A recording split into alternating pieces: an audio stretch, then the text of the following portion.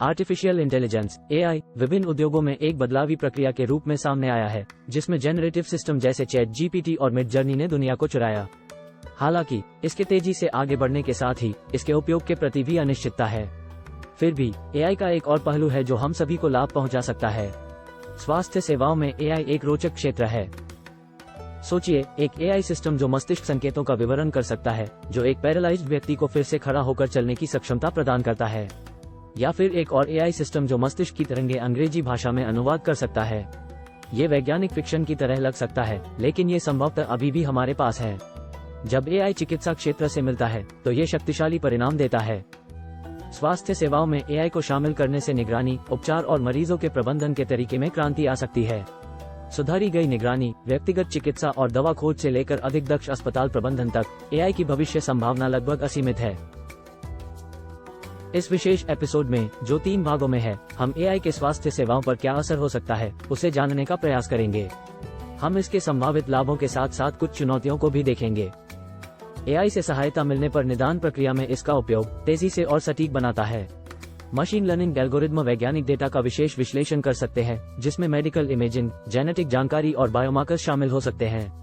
यह आम इंसानों को छूट जाते हुए पैटर्न देख सकता है, जैसे कि त्वचा कैंसर का निदान और श्वसन तंत्र के शुरुआती स्टेज का पता लगाना।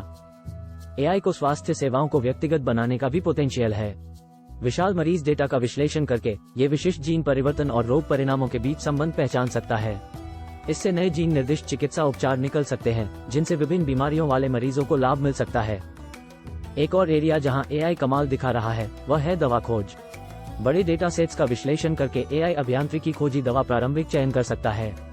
इससे नई दवाइयों को बाजार तक पहुंचाने का समय कम हो सकता है, जिससे नए उपन्यास उपचार की आवश्यकता महसूस करने वाले मरीजों को लाभ हो सकता है। इसके अलावा AI अस्पताल प्रबंधन और मरीज देखभाल को अनुकूल बनाने में भी मदद कर सकता है।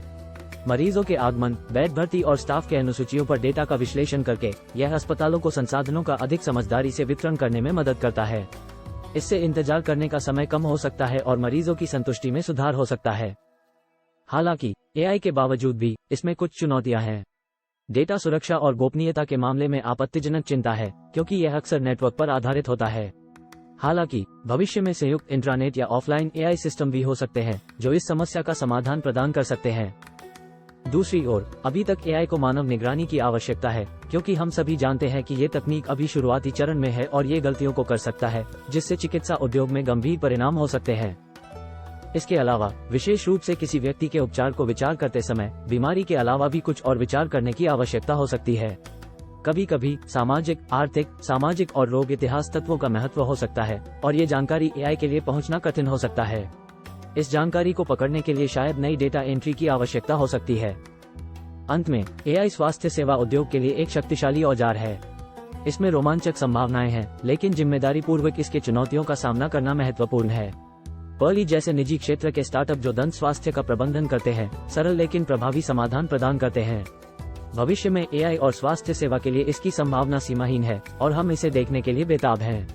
इस सीरीज में आने वाले एपिसोड के लिए बने रहें।